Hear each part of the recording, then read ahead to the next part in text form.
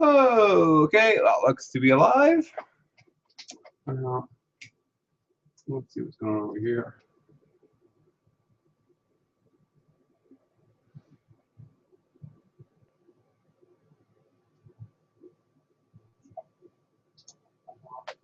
There we go. Hi, sorry.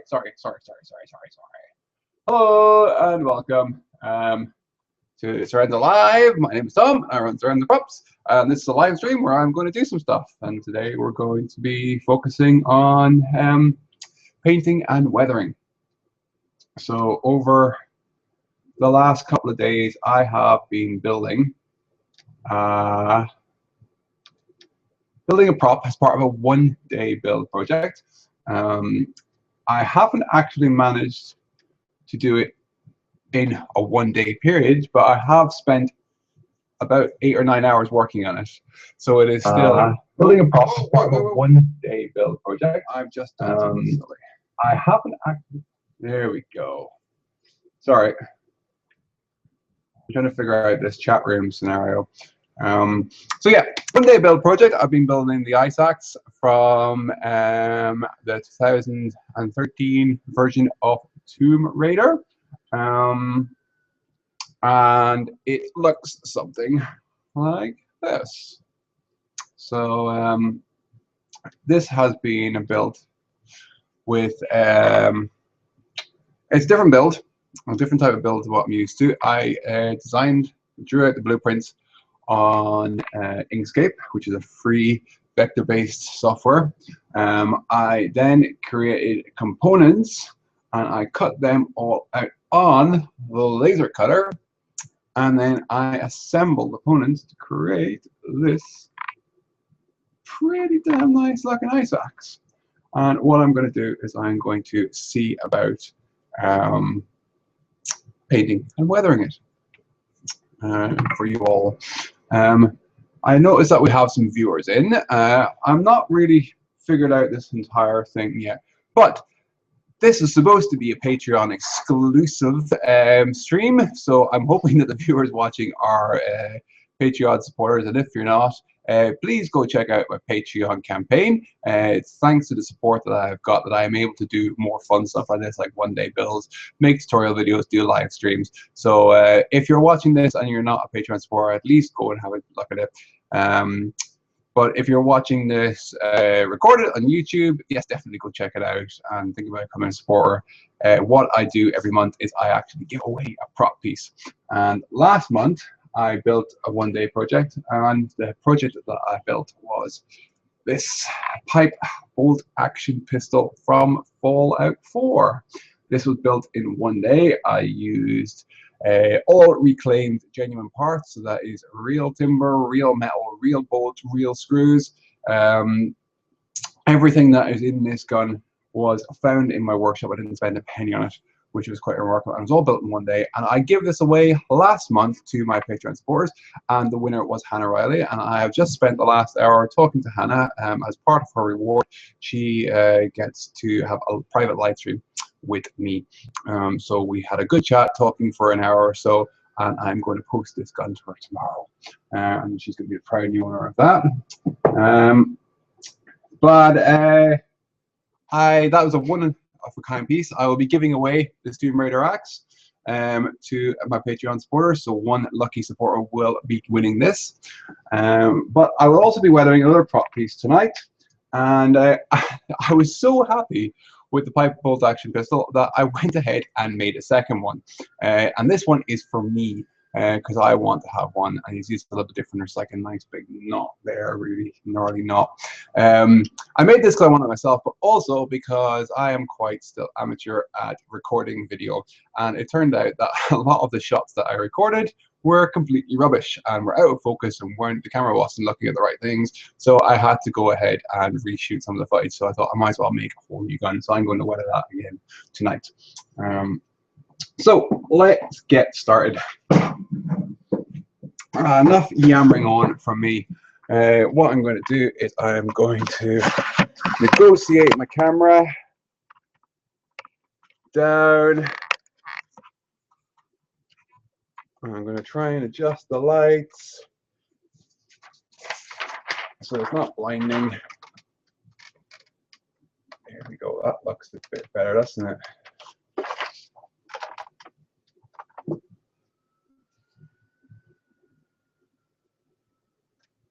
So I've not figured out how to get the live chat room.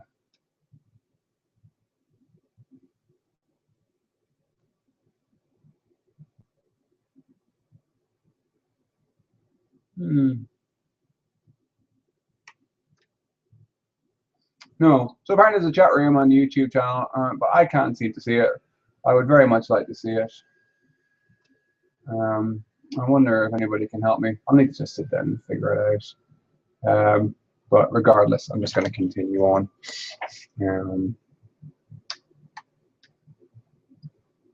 That's all good. Okay, so I have a reference image here. This is actual reference material from the game. So I'm going to be using this as a point of reference. So what I'm going to do is I'm going to prepare some of my paints. I tend to use bog standard acrylic paints. What I'm going to do, how's that light shining up? I'm just going to turn off the light here. Better.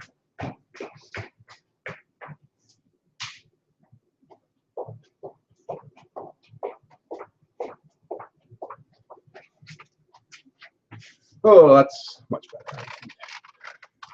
So this is a mucky palette that I've just not bothered cleaning. So what I'm going to do is I am going to mix up some dark paint. I'm going to try and recreate some of this muck and grime that will be picked up on the axe from being out in the mountains. So I'm going to add in some black. I'm going to add in some, what have I got, raw umber. I'm going to add in a little bit of raw sienna. A little bit too much. I'm going to chuck in a smidge of purple and a big pile of green. I'm going to grab a stick.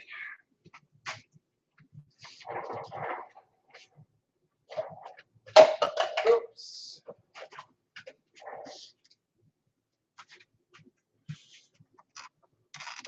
I'm just going to see about mixing that up.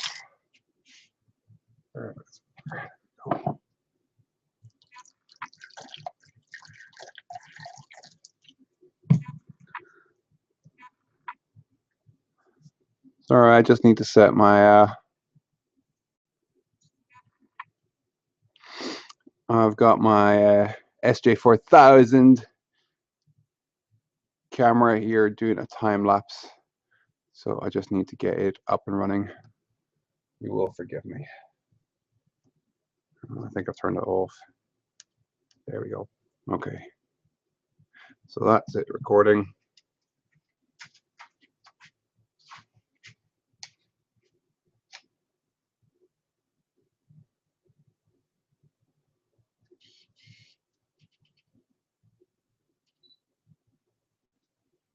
There we go.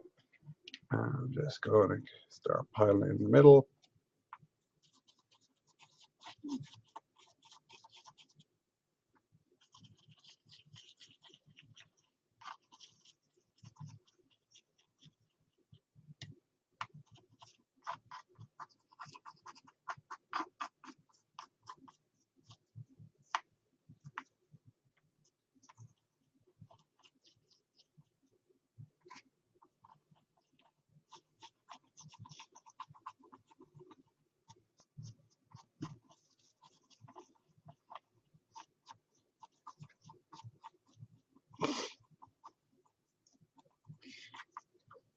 There we go. They're looking quite grimy. Let's get more of that raw umber in.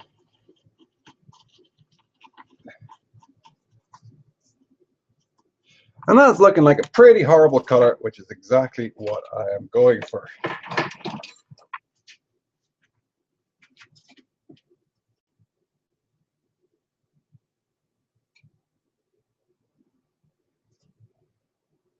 Just going to grab a few brushes, and I've also got a few different type brushes that I'm going to use.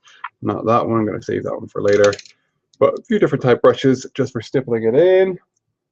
And I've also got some sponges. And what we're going to see about is just, I'm going to add a little bit more black to that, I think.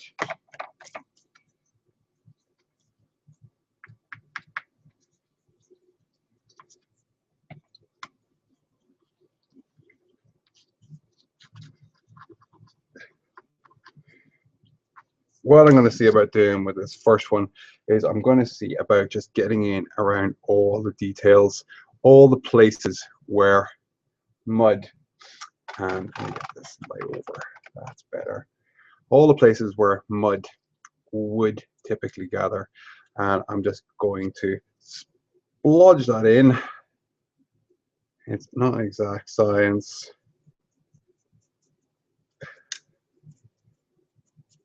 Just making sure that it actually gets in to the corners, and you'll see why in a minute.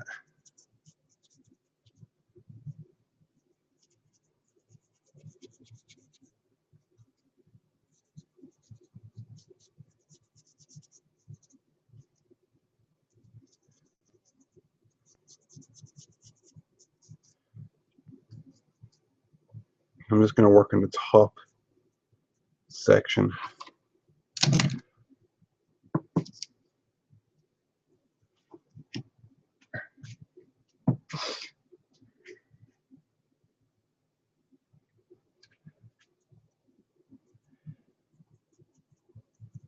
The top section of the blade for the time being, because I have noticed something at the bottom that I need to change.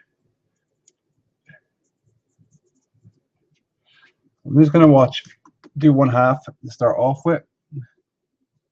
I'm just going to keep an eye on where I started, because you don't want this to dry in. You want to apply it, and then you want to remove it. It's a little bit too much. You want to remove it before it dries. So I'm just going to see about flicking in between all these blades. And what you're going to do is you're going to remove it before it dries, and what you're going to hope that it sticks in the deep recesses, in the gaps, in the nooks and crannies, a lot like mud and grime would. So you're not going to try and clean it thoroughly, you're just going to try and get a rough amount of it off. And oh, there we go. Oh guys, oh yeah, you've started using the Q&A app. Brilliant. I can't figure out what do you call it, the chat room. So there's some questions here. I will get to answer them in a minute. Awesome.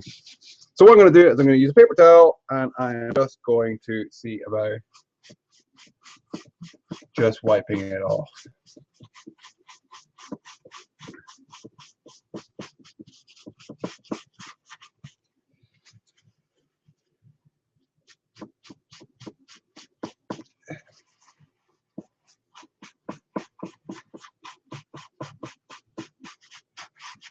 And already this is looking much better.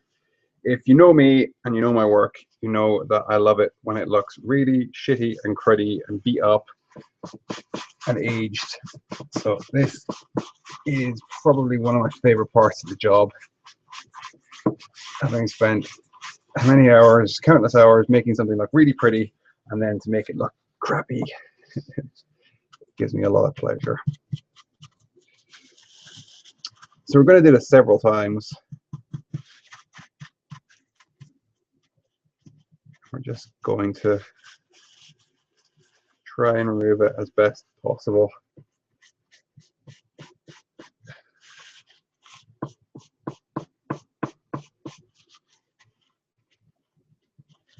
I imagine 2 or 3 layers of weathering.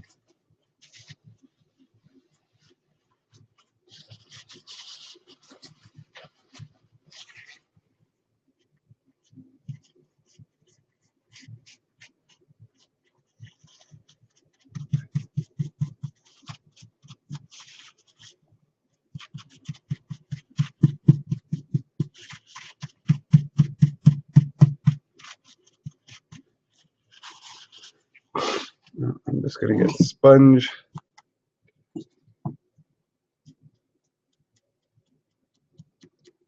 Let's see about getting in all these serrations.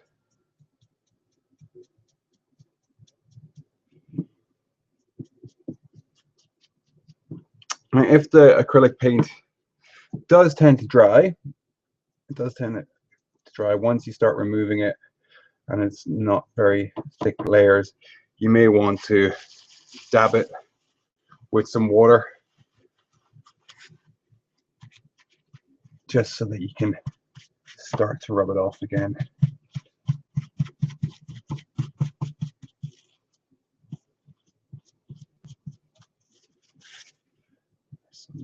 There.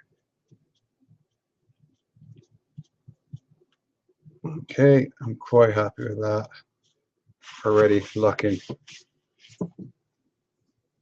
much better. The details are starting to pop. This is perfect.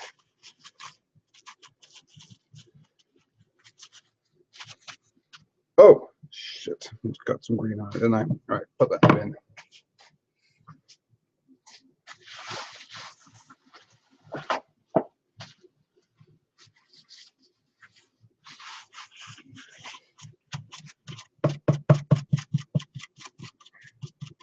Go a big splodge of green, don't want that. Okay, I'm just going to repeat the process on side 2.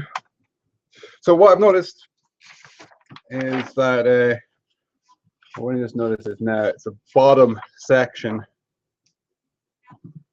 down here is actually black, and there's some bloody bandages wrapped around it. It's not very clear how far up the black goes, but then this is a separate piece which is bolted on, which I have here.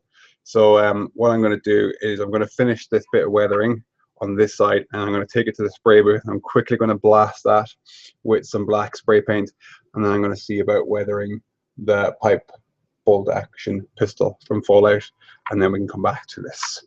But I'm noticing there's some questions coming to the Q&A app, and if I'm not mistaken, one of them is from Zachary. Hey Zach, will I be adding bandages / cloth around the bottom part of the build?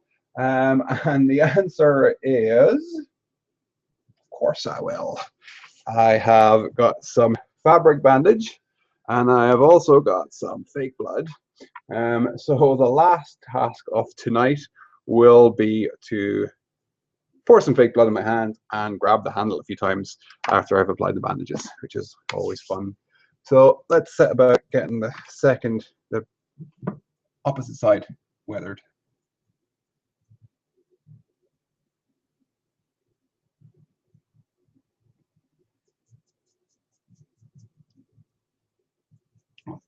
So again, really focusing in the corners.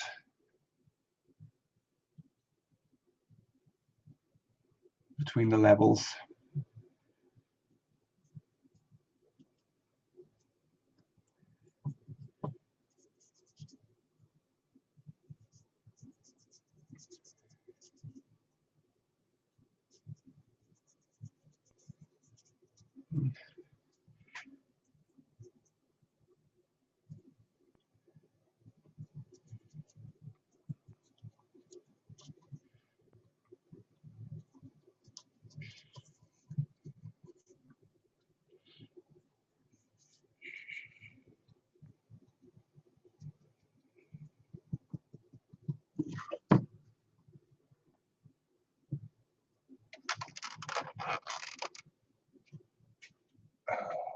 Okay.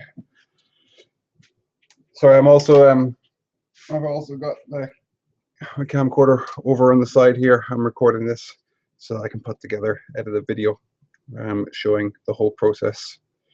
And the pipe bolt action pistol Fallout, the pipe bolt action pistol from Fallout, the edit is just about finished. I'm hoping to have it live for this week, and again, Patreon supporters will be getting a first glimpse of that. Okay, so there's the second half.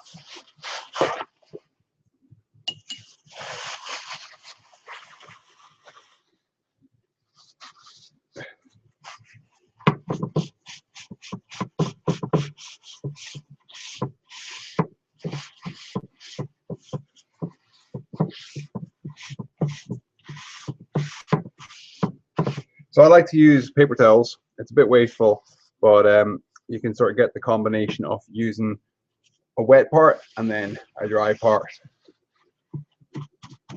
If you use a fabric towel, the moisture, the water tends to soak into it a lot more, so you don't really have a dry part. And I keep on dipping that into the green paint. Nightmare. Yeah, it tends to soak right in, so you don't really have a dry part. But that is just my preference. Whatever works for you. But the principle is very simple. Put on some paint and then don't wipe it all off properly. Who knew that getting something dirty was so easy?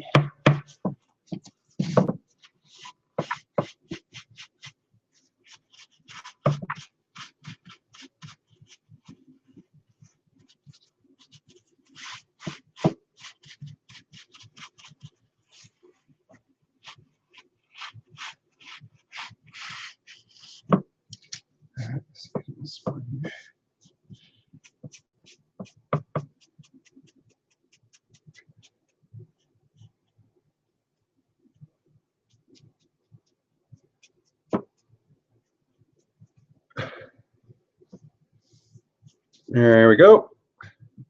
So I'm quite happy with that. So what I'm going to do now is I'm going to love you and leave you for a couple of minutes. I'm going to go and I'm going to spray paint this section here as it is in the reference material. So just down here. So what I'm going to do is I'm going to put a little bit of masking tape around there, just so that I don't spray onto this section here. And then we can leave that to dry. What other questions are coming in? So Zachary has another question, and the question is it easy to determine the scale of props when building? So I'm assuming, what am I after here? Let me just grab some masking tape.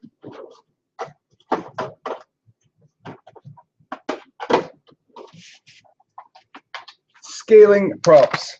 I'm assuming you mean scaling them from the reference image, from the reference material to actually, let me grab some paper. Scaling images from reference material to an actual physical thing is what I'm assuming you mean by that question. If I am wrong, please let me know. But yes and no. Sometimes it can be really easy. It kind of depends on the video game, on the prop. If it's a movie prop, it can be quite straightforward because movie props are generally real things that have been made by real people and are in existence. So they tend to be quite uniform scales. They're usually human scale, unless it's, you know, a giant piece or a miniature piece. So that's quite easy. Video game can be a little bit different because video games aren't real. They use a hell of a lot of artistic license. So sometimes props can look really cool, but they're just not very practical. You find it particularly with space guns, the grips that you hold in your hand. A normal adult human hand wouldn't fit in, even though the gun is quite large. Looks quite large, the hand wouldn't fit in, so you'd have to scale it up considerably. So quite often you have to use a little bit of artistic license. You may have to make it bigger than it looks in the game so that you can hold it. With the Tomb Raider stuff, Lara Croft is like 5'6", I believe. So I could use that as a point of reference to measure the axe. There's an image in the game where she is standing up tall and the axe hanging off her belt. So I use that to work out the scale of the prop. But yeah, each one is different. So I've just masked this off very roughly. I've not done a very pretty job, do forgive me. But what I'm going to do is I'm just going to quickly blast this with some black paint. So talk amongst yourself, and while you're there, what I'll do is I will leave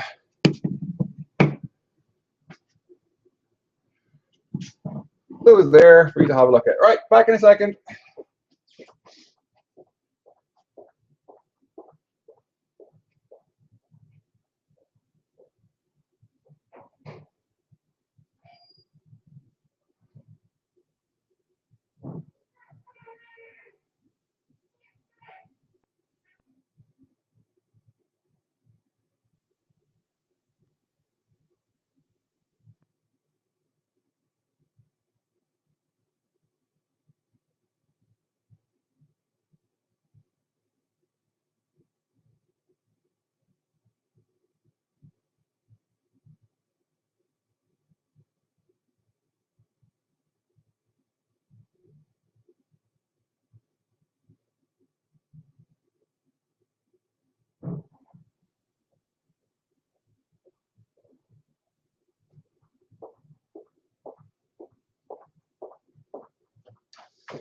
And I'm back. Did you miss me? Okay, so who's got a question? Okay, my buddy Mark has got a question. Can a teddy use this to scale the prison that is my flat? Quite possibly your teddy could use it. So if you do win this piece later in the month, you might want to keep it out of your teddy's reach. I'm worried about you sometimes, Mark. There we go. So yeah, like I said, I've not figured out the whole YouTube thing. If you are watching live, I'm going to put a link up in the Patreon that brings you to the Google Hangout page. So if you want to use the Q&A app, you can do that. So I'll just do that now for you guys. Oh, I don't know where it is.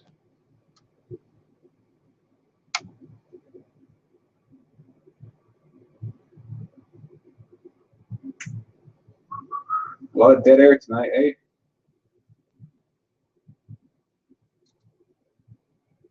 Not bad. I'll get the hang of this someday.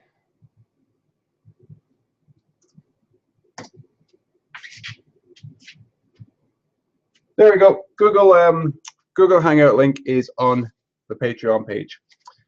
Okay, so now we're going to see about weathering the pipe bolt action pistol from Fallout. So what we're going to do is we're going to turn this into this. And I'm going to do that very, very simply. The first process that I'm going to do is I'm going to give it a wash of, well, I've got raw sienna. So I'm going to go for a light wash, and what I'm going to do is I'm going to use a wet sponge.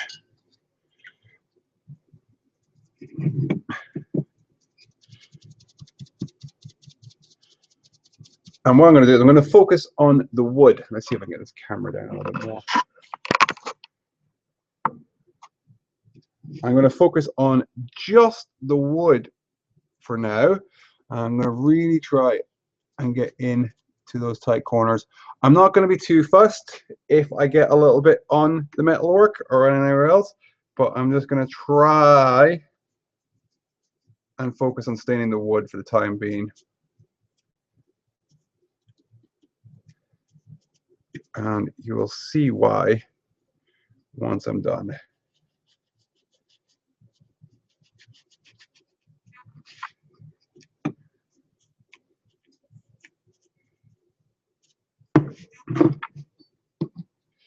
So this was a really fun piece to make. One day build, which actually was done in one day. It was a Saturday or a Sunday here in my workshop. I didn't buy any parts in for it. Everything was found in my workshop.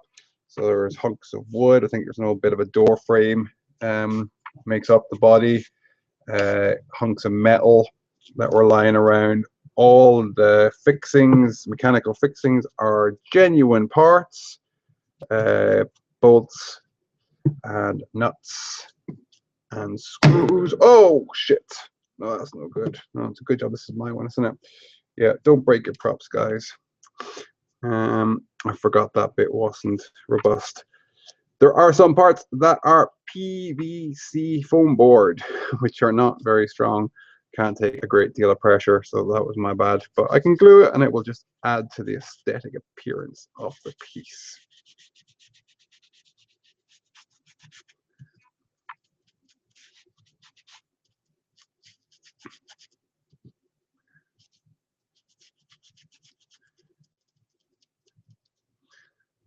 I might just glue that back on now. While I remember, where's my super glue?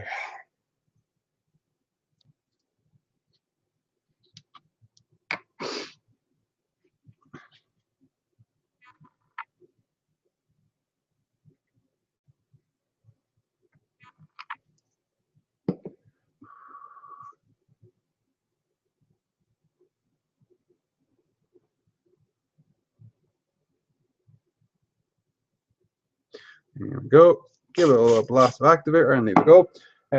So Mark's got a question. Ever thought of using actual wood stains and varnishes for wood on your replicas? Simple answer is yes. I would definitely consider it. I did pull out some wood stains for this piece, but because I hadn't experimented with them and hadn't used them before, I decided against them, plus of the drying time, the cure time, and I really wanted to get it done as quickly as possible. But if I was making something that was a little bit more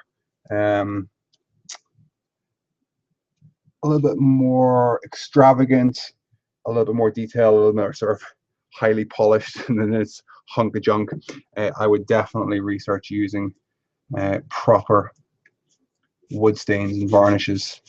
But this is just a big hunk of wood, so I just want to make it look as cruddy and crappy as quickly as possible. Okay, so that's the first wash done. And now what I'm going to do is I'm going to use the back end of the sponge, and I'm going to just try and roughly clear off some of the excess that I put onto the metalwork. You'll see why. Once I start adding, is that going to focus in? Once I start adding water to it, it gives it this nice bubbling effect. Don't know how to describe it really. But once that dries, it starts to resemble rust. And by doing multiple layers of it and keeping them really, really light and faint, you can get a really nice rust effect very, very simply without having to spend a great deal of time on it.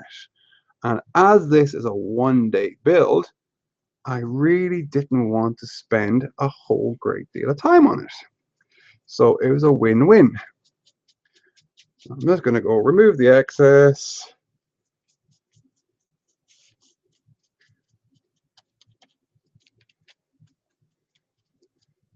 And that's level 1. Okay, perfect.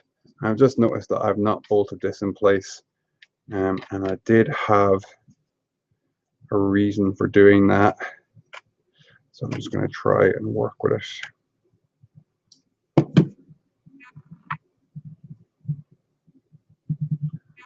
Okay, so next level is going to be a dark wash, and I'm going to use raw umber. I'm just going to go the exact same process. I'm going to take some of this off.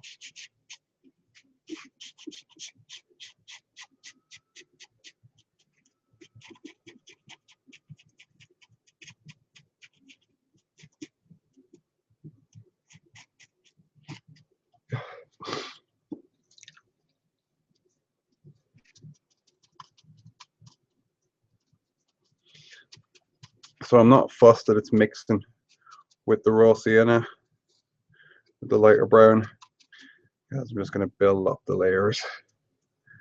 And if it's multiple colors, it'll only add to the effect.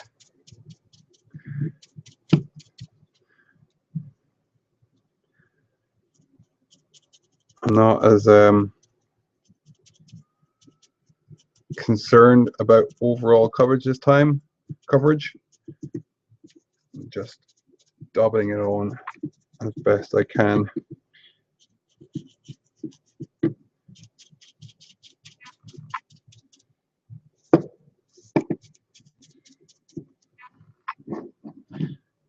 To be careful not to break it again. I might just get the brush out and try and get in some of these hard to reach areas so they don't get neglected.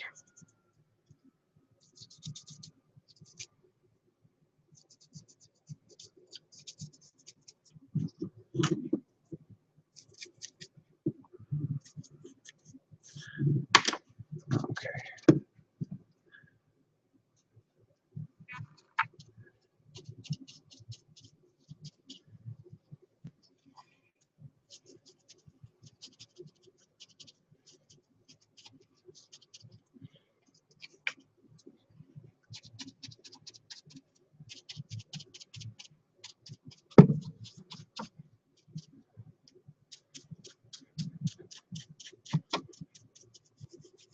So much fun.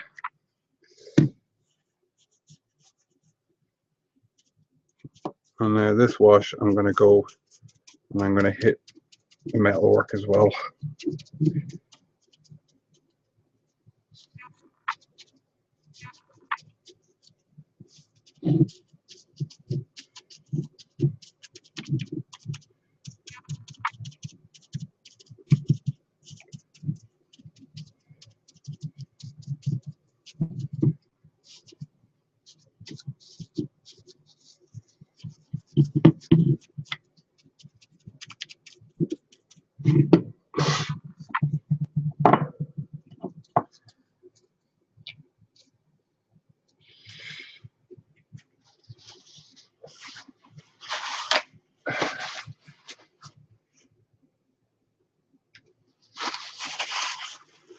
Grab some paper towels, and I'm just going to focus on the metalwork, or the metal effect, to be technically correct.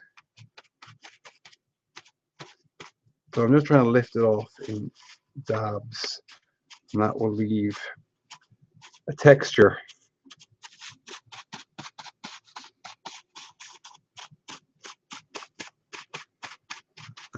It will still show the sort of gunmetal gray that was painted underneath.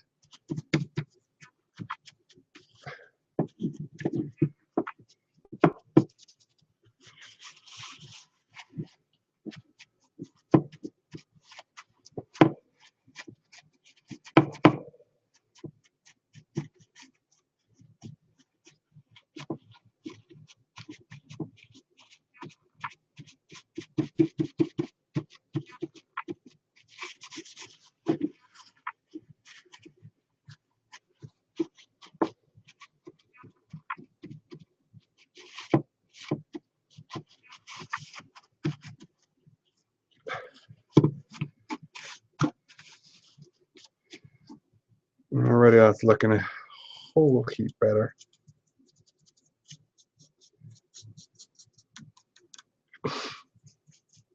It's always important to look at your piece from all angles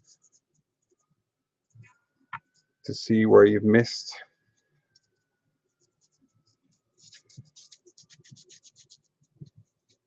You want to make sure that your weathering coat gets into all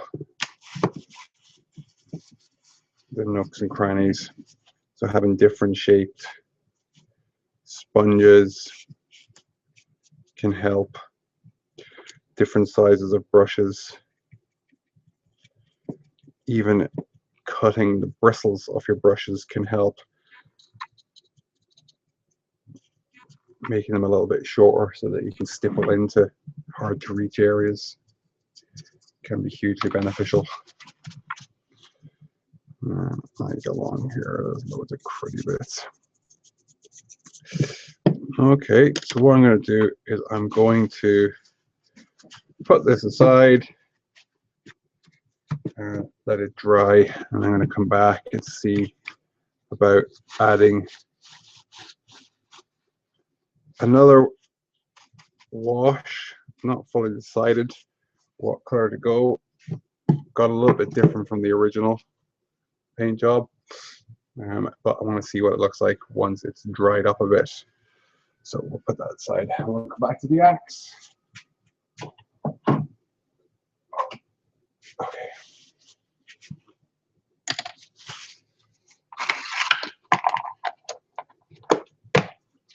So not really any proper masking happening on the axe, because I painted all the components separately and assembled them. But if you are going to be doing multiple paints, I do recommend multiple colors on one prop piece to the point where you need to mask off certain areas. I do recommend investing some money in some good masking tape. This frog tape is pretty good. I also use, oh, where are they going?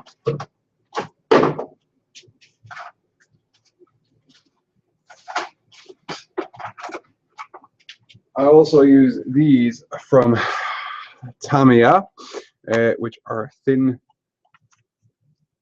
strips of masking tape. I think that's like 5 and 10 mil, and these can be great for masking off detail. They do not pull off paint in the slightest. They're really, really nice for working with. But yeah, you use cheap, nasty stuff, it's going to pull your paint, it's going to leave marks, it's going to be terrible. So I would recommend investing some money. But thankfully with this, you don't need to. I'm saying that now, more than likely this will pull off some paint. But I've painted the bottom bit black. It's cracked a bit. Oh, that's nice. So yeah, I very, very roughly sprayed it with some rattle can that I never actually shook. But what it's done is it's given it a textured effect, which I don't know if the camera is going to pick that up, but it looked freaking badass. So I'm quite happy with that. That's a happy accident. Not complaining. Okay, so what I'm going to do is another pass. I'm going to add some more gloop to this. I might add some white to it to make it a little bit more gray. Going to do a lighter pass. I'm going to use some of my new raw umber.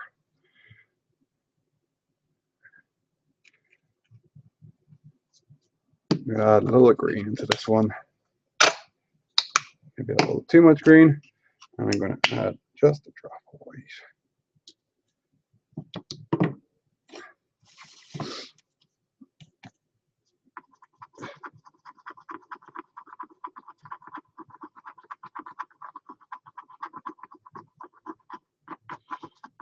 Here we go. So that's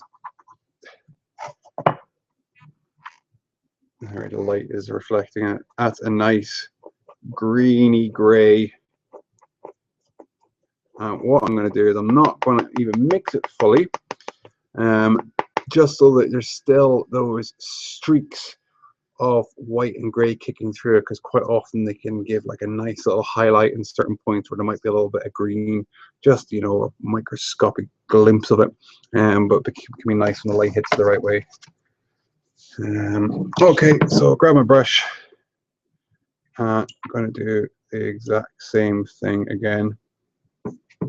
And I'm going to start at the bottom. I'm going to do the bottom this side. Well, yeah, we never did the bottom, did we? Oh well. Let's just go with this color and see how it turns out. So again, all in the nooks and crannies.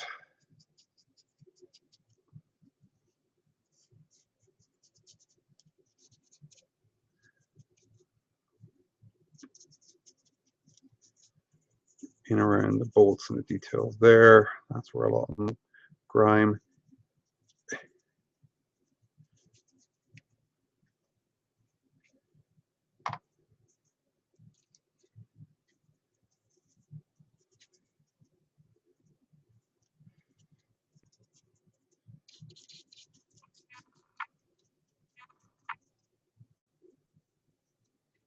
There we go. And we'll pop that there, and we'll start working our way.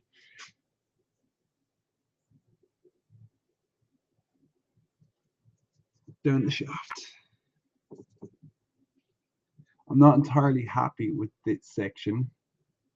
It is the only bit that I cut by hand because I did not have any 1 mil material that I could laser cut. So I had to, and when I got the material, I hadn't got access to the laser, so I had to cut it by hand. So it's not as nice a line as I would have liked it, but with some nice weathering, I shouldn't really notice that. But I mentioned earlier that I'm planning to make a second version of this so that I can mold and cast it. So I will probably make sure that I've got the parts for that. But this is going to be the one of a kind that is given away. Well, actually, no, I'll give the winner the choice. If they want to have a resin casting, we can have a resin casting.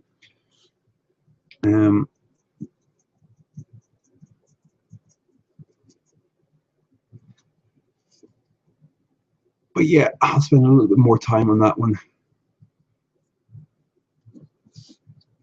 getting it perfect. Okay.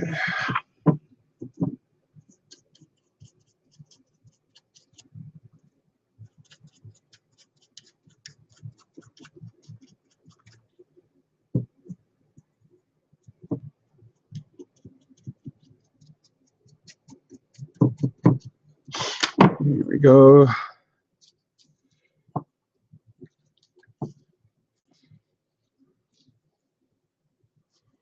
Sponge on hand.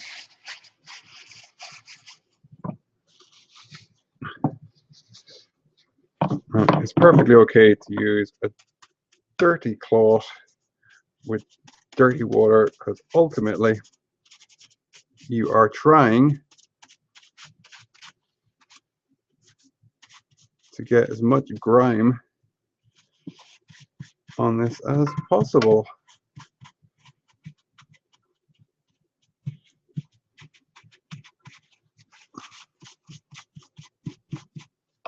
Oh, just banged my head.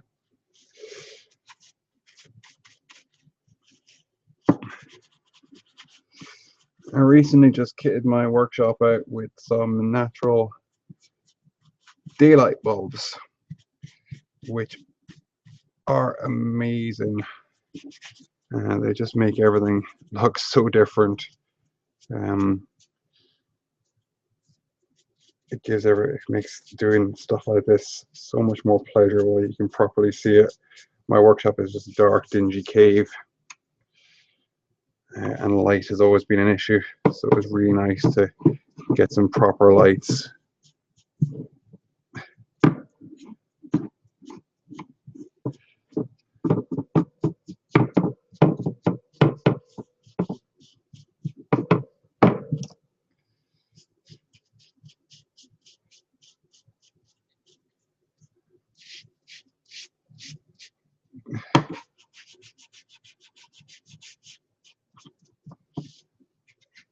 Okay.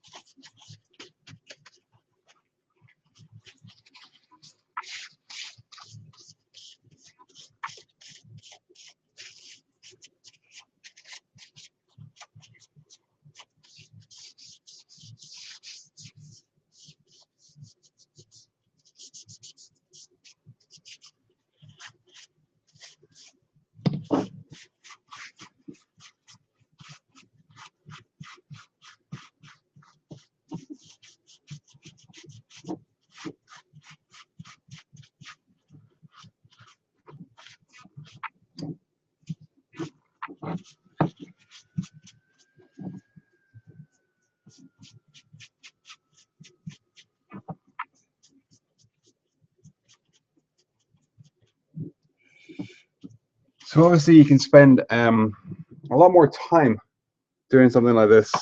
You can be a little more meticulous with it, a lot more controlled, applying the paint in particular areas, not as sporadically and as wild as I'm doing it, because I am trying to do this fast, I will admit that. And you can have a lot more control of it.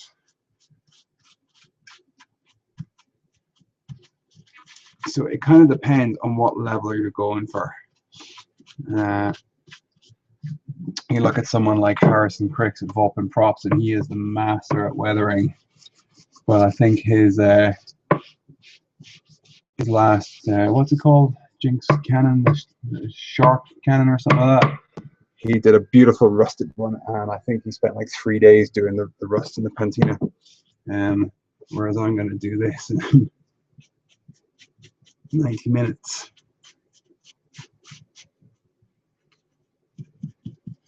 But it's the same principle. It's a matter of applying and removing different washes, different colors. You're just trying to make it look used. I am pretty happy with how crappy and used this is looking all of a sudden.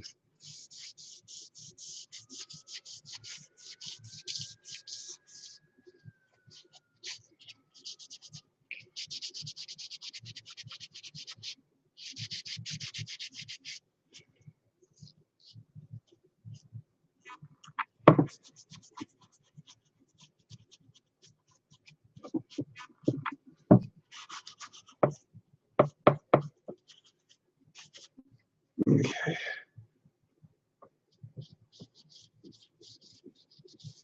I'm just going to start using the sponge now. Speed things up a bit.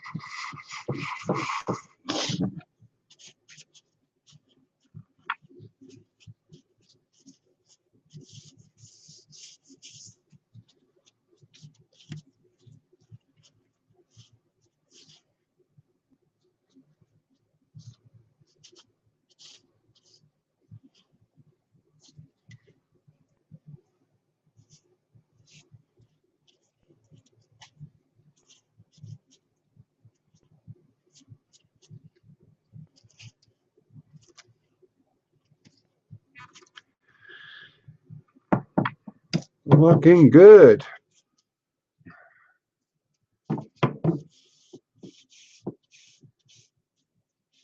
Okay, so I'm going to do one more dark. I think there's a few areas that I want to just try and kick it off a bit, make it pop. So I'm going to add some more black in here, and I'm going to see about doing a more controlled dark wash. In fact, I might let that dry before I do it, and we'll go back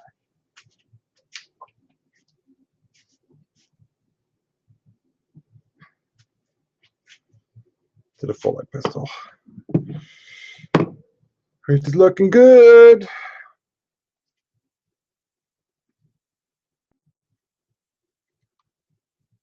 So I'm going to do one more dark wash.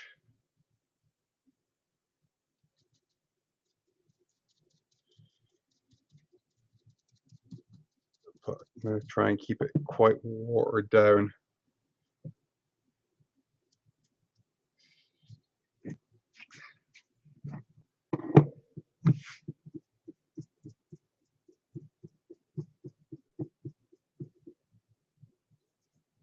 So that the lighter coats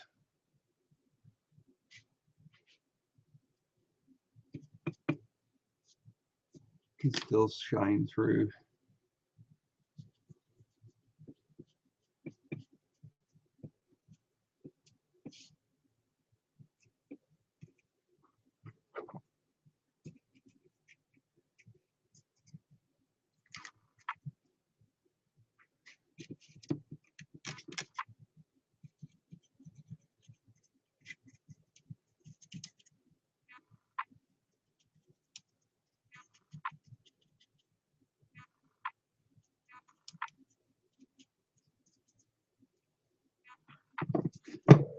What time are we on? How long have we been running? I don't know. Oh, don't drop that. 10 o'clock, nearly an hour, man. Wow. I probably shouldn't have tried to do 2 props in one night.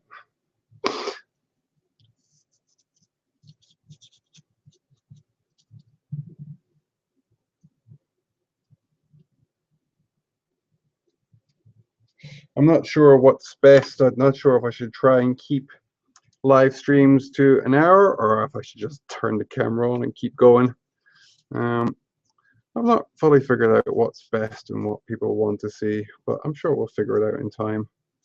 Any feedback is most welcome. I'm also going to be looking at Twitch. A lot of people seem to be using Twitch, so I'm not sure what it's like. I'm not sure how it works. I'm not sure if I just broke that again. Have I? No. I'm not sure how it will suit me, but I'll definitely give it a go. So again, I'll be talking to you guys to see what you think. Let's see if I should set up one. There seems to be a lot of good things happening on over there.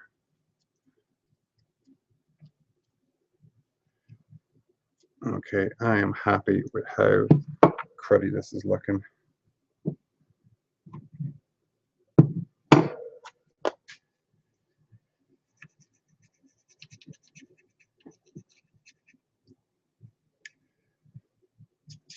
So we're just about getting to the final stage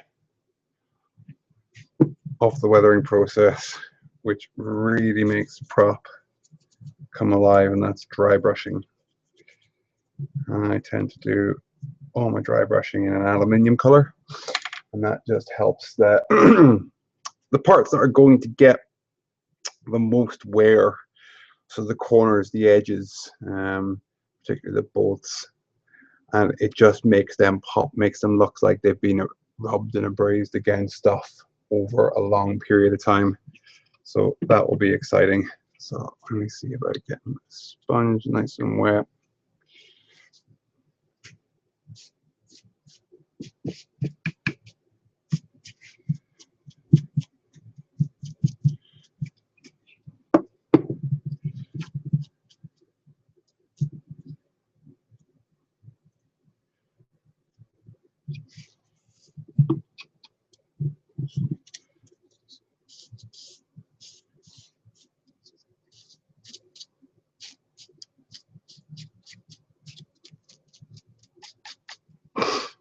So I've not glued this handle in place because I am contemplating turning this into a kit. So in the video game, you can upgrade your weapons, and I have seen some pretty gnarly upgrades of this with all sorts of scopes and stocks and everything. So I am quite tempted to use the body and just create more components to upgrade it, make it better, and then take a mold off it. But that is something for future Tom to figure out. That is looking pretty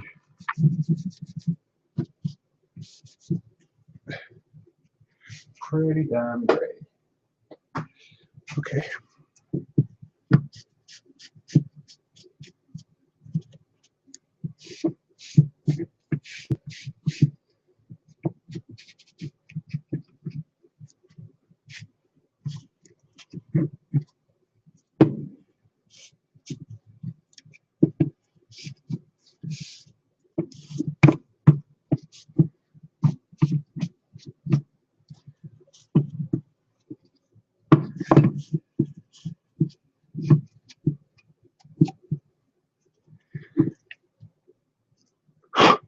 Right, let's let that dry for a while.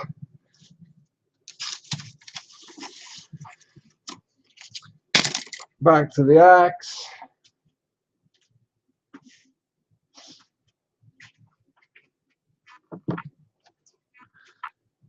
So I'm going to see about doing some dark washes up in the handle. I really want to make all these nooks and crannies pop, so I'm going to go with quite a dark gray.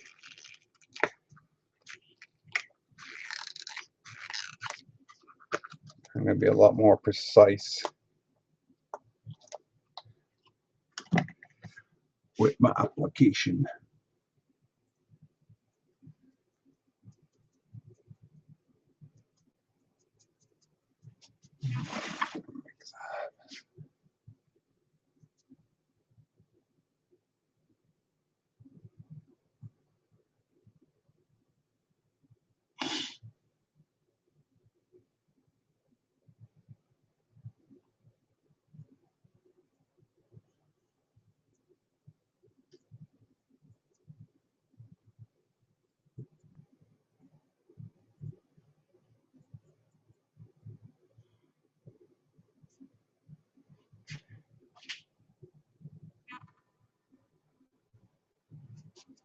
Particularly around these bolts, they're just not popping as nice as I would like them to.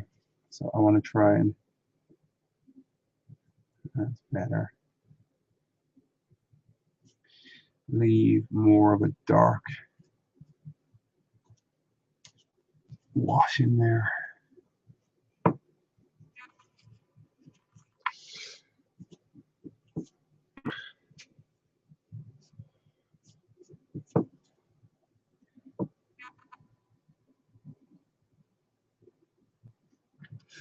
There we go.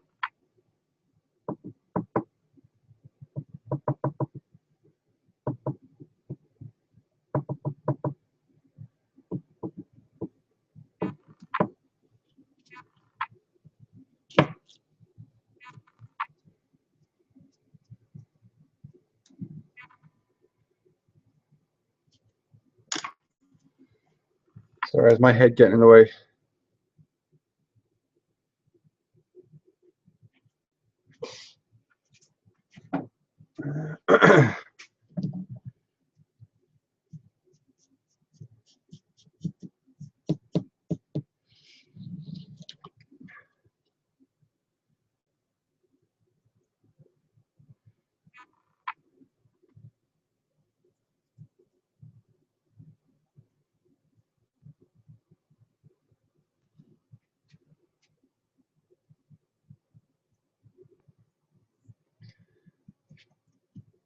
So I'm really looking forward to dry brushing this blade. I've had to, I'm assuming with a genuine ice axe that there would be a hell of a lot more serration, be a lot sharper, almost like a knife or a saw. But I've had to make mine just uniform size. For I could have sharpened it, but I do intend to mold and cast these, and I would assume that somebody out there would intend to use them for cosplay. So although they're not going to be soft foam,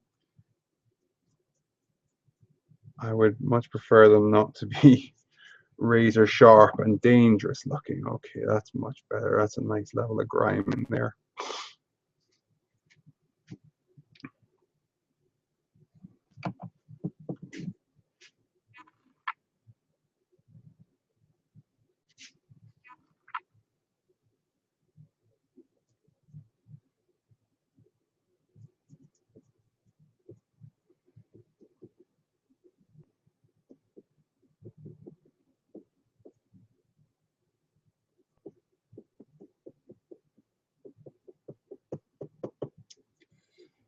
So I seem to have had a steady number of viewers, which is nice. Thanks for tuning in, guys. I'm glad you're, well, you've either walked out of the room and are doing something way more fun, or you're actually finding this mildly entertaining. So I do appreciate it.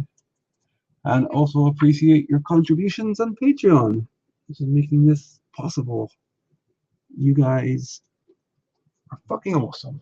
So thank you once again. I've not thanked you enough.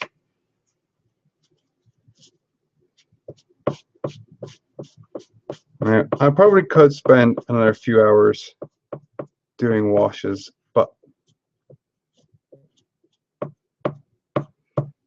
in the interest of making a somewhat viewable video and getting to my bed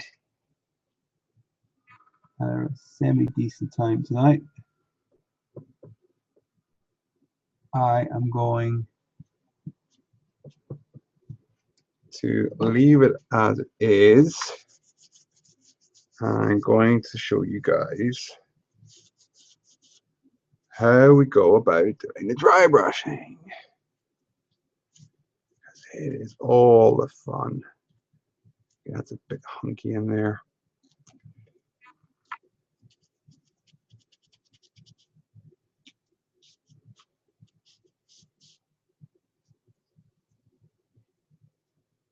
Okay, so I'm just going to do one last wash. I'm just going to get all this brown and grey and goo. I'm going to really water it down. I'm just going to do one last.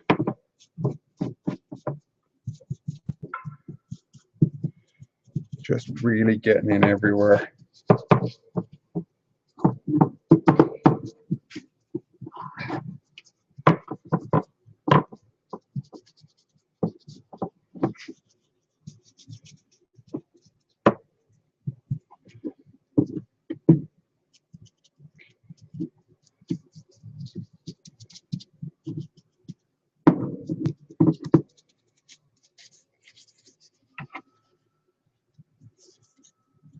Oh, that color is horrible. I love it. So cruddy looking.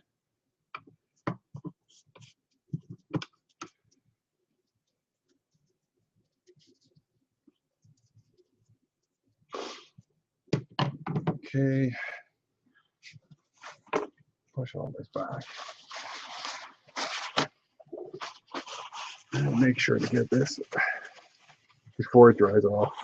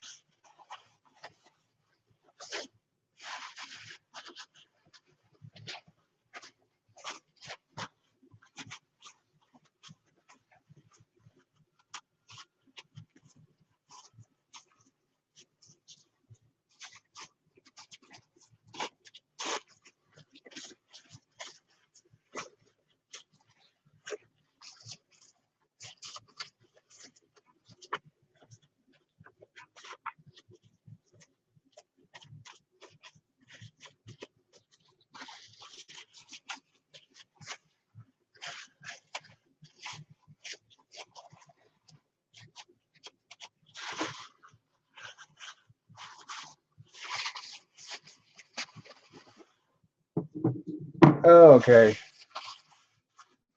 I'm not sure how that looks in the camera for you guys, but I am pretty damn happy with it.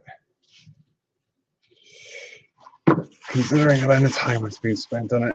Like I said, you could spend hours, days, meticulously weathering it. But I don't have that much time. I want to get this done and I want to punt it out. It's a one-day build, so it is going to get adequate time. So, dry brushing.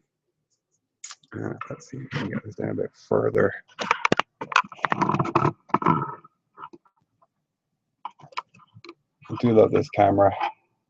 I will be upgrading the cameras. I'll be buying another one, possibly two, so we have more views in the shop. And I will be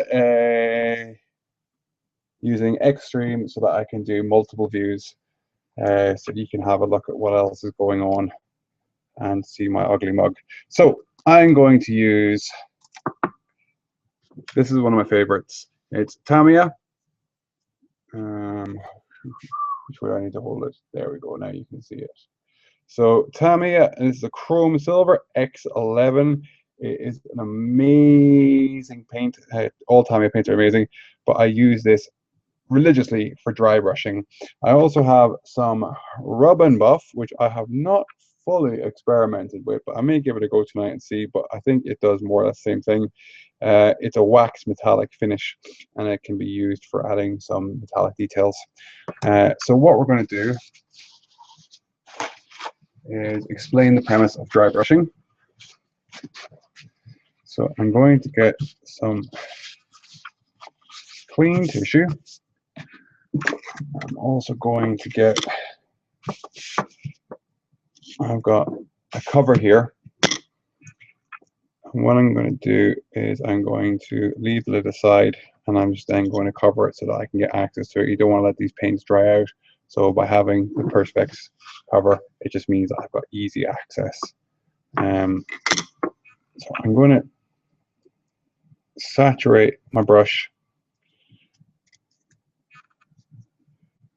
paint, cover it up.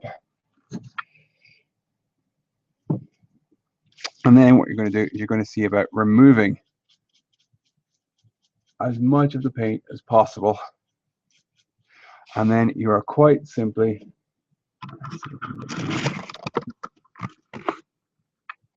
some light. You're quite simply just going to rub the edges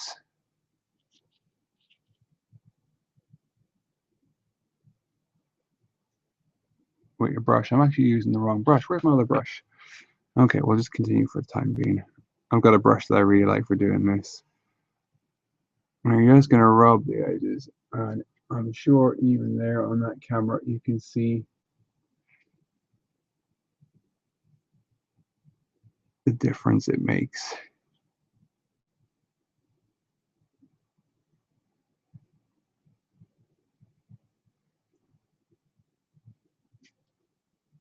And you're going to look at points where you know, I'm going to change brush. I don't like this brush for doing it.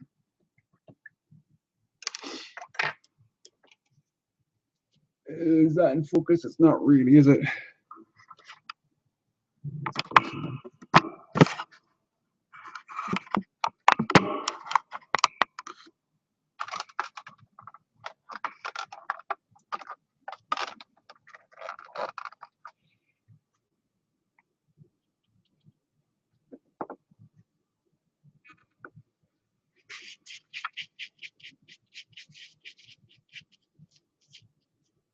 So I've got this brush which has got a much shorter bristle.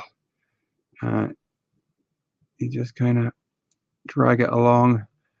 Less is definitely more for dry brushing.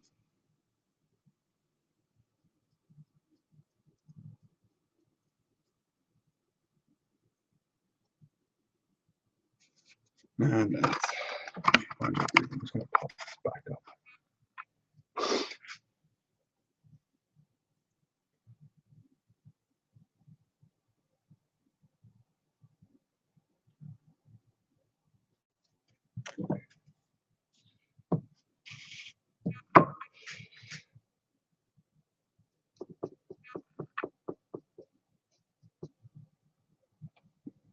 And what I very well may do is, after I've done a layer of dry brushing, I might go over it and weather it again with some dark washes so that I've got some weathering.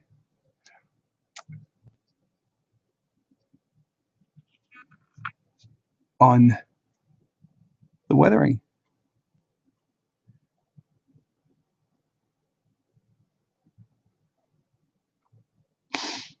So it's going to work really well on this red painted shaft. It'll look like the paint is worn off through to the metal.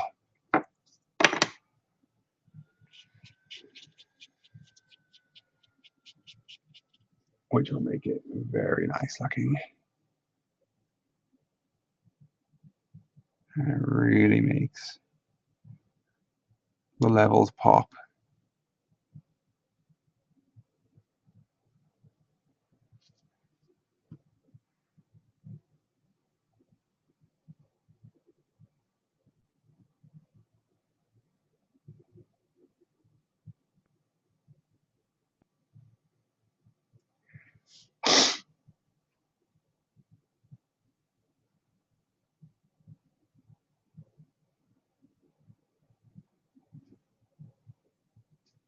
Okay. So far, so good. And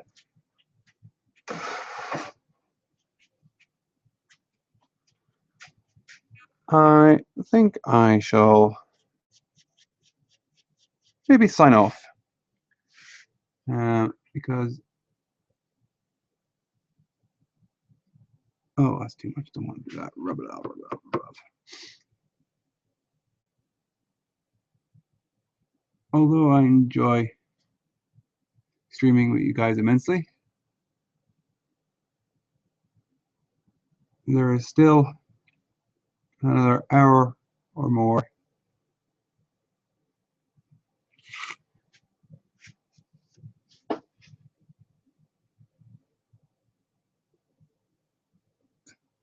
of painting to do, and I don't really feel like talking through the whole lot because I've told you everything I need to tell you about this particular paint job. So what I will do is I'll sign off.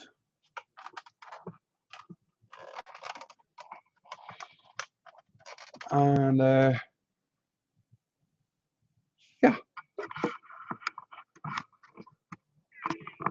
let's see. There we go. Can you see me yet? No. What's going on? There we go. Okay. Bit high. So that's it for tonight. I'm going to spend another while.